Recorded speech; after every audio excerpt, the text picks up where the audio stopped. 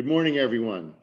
This morning, we're joined by Lauren Tuckley, Director of Undergraduate Research Programs at our Center for Research and Fellowships, and a recipient of our President's Excellence Award here at Georgetown for her work to support students engaged in research and fellowships.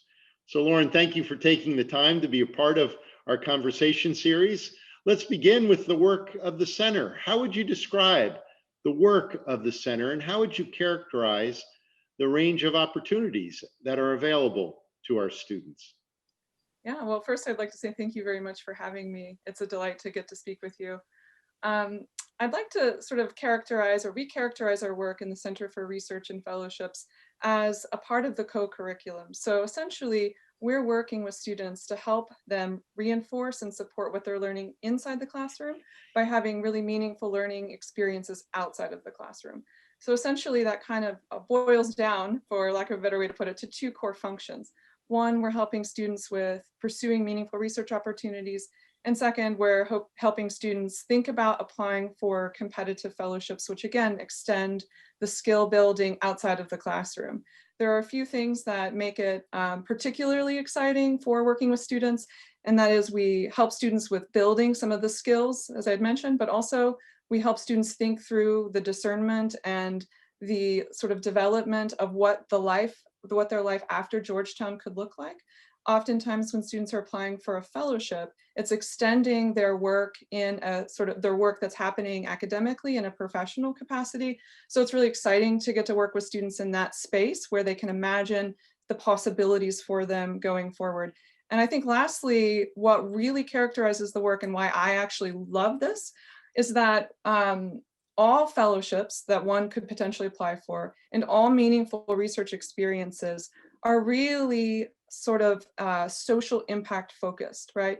So if you're thinking about applying for a fellowship, they're all mission centered. And if you want to get engaged in research, we're talking about new knowledge and inquiry and discovery. And to be able to bring that to students and get them excited about the potential for making a difference in the world, that is what really kind of keeps us going day to day and brings a lot of joy both to the work itself and a great benefit to our students. Oh, thank you. Now, our students have enjoyed some great success in pursuing fellowship opportunities, and we've been grateful that so many of them have received recognition for their very good work. Can you talk about the process that you go through with a student who may not be as familiar with the fellowship process? What kind of advice or guidance do you Yeah, give students who are considering applying for a fellowship? I think this really comes down to three things. Uh, First, it's really important for me to have a conversation with a student about, well, what is a fellowship, right? Because that's just sort of one term that means a lot of different things. It's sort of a loose way to consider furthering your experiences through research or internships or even graduate study that allows you to sort of enhance what's happening inside the classroom or theoretically in a more professionalized way while still building academic and professional skills. But one of the most important things when I'm working with a student is really talking about fit. There's a lot of misconceptions around like who should be applying for a fellowship and what those sort of criterion are to be a good candidate. And while that's certainly true, some fellowships have a certain, sort of rigid criteria that they're looking for. There's a ton of variance between like what one fellowship offers or suggests or would like from a student to bring when they're applying versus another. So what's really important is that when we're sitting down with a student, we talk about the fit for the fellowship that they would like to apply for, and we discern if that's a really good step for them given their interests and qualifications. The second part is that I kind of give students a heads up early is that you're going to write a lot. So you're going to write a lot, you're going to revise, and you're going to enjoy going through the process of really interrogating your own thinking. Oftentimes, students will come in and think, okay, I'm going to write my application and I've done my first draft and, we need to polish it. But oftentimes we go through an iterative process of questioning what they wrote, questioning the ways in which they're thinking about their fellowship, their research. Why is this meaningful to you? And that changes as we pose more questions. But as we pose more questions in advising, they're going to have to write some more. So I like to kind of be gentle when I talk with students about this process, because writing is hard. It takes a lot of time to develop fluency, especially in particular types of genres, what we call genres, different forms of writing. So a lot of writing, we got to make sure the fellowship fits. And this is the last thing I'll leave you with, and what I would tell a student, and we try to make very clear, because it's really laden in the ethos of what we do. And that is, we're going to decenter winning, right? So Georgetown has had so much success with particularly the Fulbright program, having now soon we'll be celebrating our second year as the top producer in the nation for Fulbright recipients. So it's very exciting. This past application cycle, we had 4 recipients of the prestigious Marshall Scholarship to the UK. Those instances of student achievement are what we always see, and we celebrate and we love that. But the moment someone comes in is the moment where we say, it's not going to be about the winning. If that happens, we're super excited for you and we want you to go on and do great things, but you're going to get a benefit by applying, because what we do is we're going to develop your pitch. We're going to develop and refine what you want to do with your life. We're going to help you take that academic passion and your interest in a number of really important things and working on problems in the world. And what we're going to do is we're going to help you design an application that helps you advance that cause.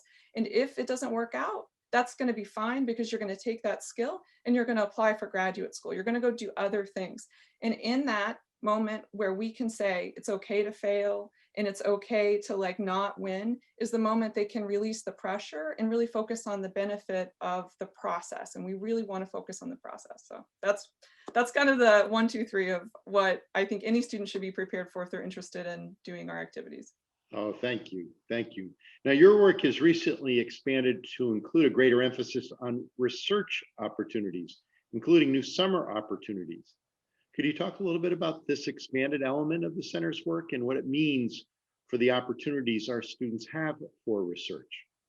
Yeah, certainly. I think it starts with the idea that, and this is a value of the center, and it's a value of our institution, that inquiry and problem solving and thinking about ways to tackle really big and messy problems is really important. And that's what we seek training to do. We come to university to learn about the world and to learn how we can contribute to it, to learn how to create new knowledge, to develop critical thinking skills. And that is something that I think is for everybody.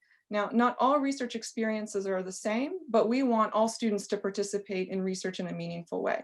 So with that kind of ethos at the heart of everything that we do, we are starting to expand the range of opportunities that are available for our students. And that's really exciting, because this summer we're working on a couple of opportunities that fund student research, whether a mentored opportunity with a faculty member or students coming together to design their own research projects and to find independent funding and support for that through our 2 fellowships that are offered during the summer. The Colorama Fellowship, which is an independent research opportunity for humanities and social science and environmental science students. And then we have another fellowship that we're running where we will, we're calling this kind of the Grand Challenge. So the Lisa J. Raines Fellowship is a cohort-based model where we have a theme. The theme this year is health and humanity. And what we want students to think about is taking their research interests and pointing it towards a problem, pointing it towards something that they can contribute to. So we hope to solicit proposals from students that would like a fully funded summer experience under the Grand Challenge theme, health and humanity. And in that cohort-based model, we'll also be working with the students over the summer to bring in faculty speakers, to allow them to think about and talk to their other fellow colleagues about how they're thinking about their research underneath the kind of loose framework. We want to make sure that students understand that everyone has an opportunity and we should encourage them to participate in research. And at the same time, it's collaborative, we can do it together. So we're thinking about how do we collaboratively work together towards really important and meaningful problems in the world. And that's what's really exciting about the summer activities coming up. Oh, that's great. Thank you. What has it been like to do this work in a virtual environment? What kind of changes have you had to make? And do you see any aspects that might continue forward in a post-pandemic context? Yeah. I remember vividly thinking in mid-March when, it's time to kind of, take some stock and go home for a little bit. I remember thinking, okay, we can do this, right? 8 weeks. I have this New Yorker cartoon. It says 8 weeks was a long time, and all the hash marks are, kind of continuing on and on. So I will not deny there have been challenges. But I think the important part of your question is, what did we learn, and what can we take what we learn and really design something that continues to support student development, learning, and inquiry.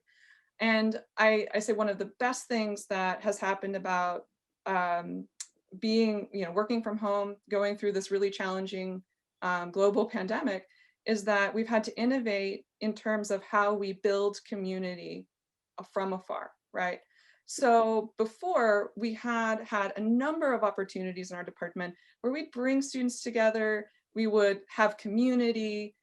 Being present with another is a really important part of why I love Georgetown, and is a really important part of how we think about learning together. I hope one day that comes back soon in some form or fashion. I'm optimistic, but we had to find a way to make that happen virtually. One of the benefits of the technologies available to us through Zoom conferencing and thinking outside of the box meant that we could actually engage a larger subset of our students that hadn't been before able to participate in our on-campus activities.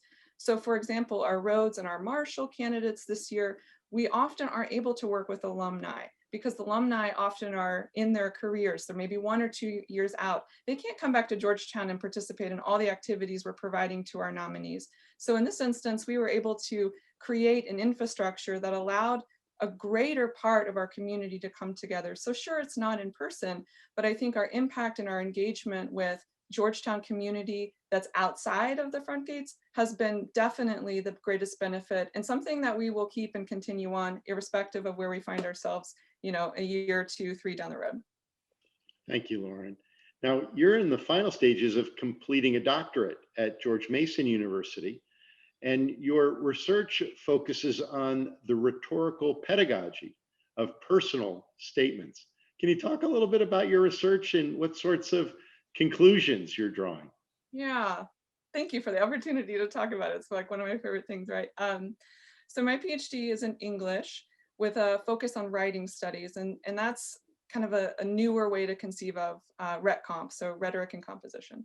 So I'm really interested in looking at writing as an object of study, but an object that also reflects, personal identity.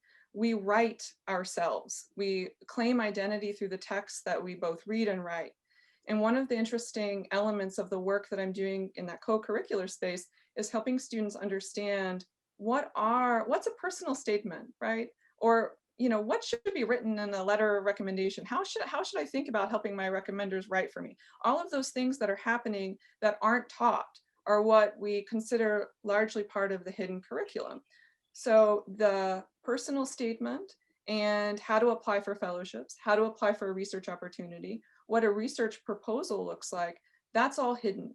And if you have in some ways had prior experience learning those skills, you can transfer prior experiences to doing a competitive application. So my research looks at what are the ways that we can start explicating or pulling out what personal statements do in certain functions in an academic setting. What do those hidden genres or hidden curriculum look like so that we can start providing that explicitly as part of the co-curriculum and allow all those who perhaps haven't had experiences writing those things before are now going to be empowered to be able to understand and with the support of our office do that thing. So my research is very connected to the work of the center, to like the practice of being an advisor that really does want to help all Georgetown students who are interested in research and fellowships. Oh, thank you. Thank you. And thank you for all your great work at the university. And thanks for taking the time for this conversation. It's really been a pleasure to be able to engage with you. In closing, is there a message that you'd like to share with our community? Yeah, thank you for the opportunity. I think that the sort of bringing together of research and fellowships is sort of a relatively new opportunity that Georgetown, a step Georgetown's taken, and it's a very exciting place to be. And one of the things that I think is really important as for our students out there or prospective students out there that might be interested in learning more about Georgetown, or our Georgetown students that want to know how to, get engaged more with our offerings, would be the message that research is for everybody. Not everybody starts at the same place with the same skill sets. Your first year that's just here and perhaps didn't have research experiences in high school, but really wants to get a part of the community, all the way through your senior who's been here and perhaps is doing a senior thesis. There are research opportunities available to get engaged at multiple levels, at different spaces, and that's what our department is here to do. We want to help you make sure that research is a part of it, that we are as inclusive as possible when it comes to that, and essentially help demystify what research is, because it's not one thing, it's an infinite number of things. And we want to help, we want to just help students be aware of that. And I wish that anybody that's interested in fellowships or research at Georgetown or students to reach out, and love to welcome you or talk to you again. That would be my message. Research is for everybody. Yeah. Thank you, Lauren. And thank you for all the great work you do with our students. And it's been great to be in conversation with you. And I look forward to being with all of you again soon. Take care of yourselves and take care of everyone around you. For every Hoya, everywhere.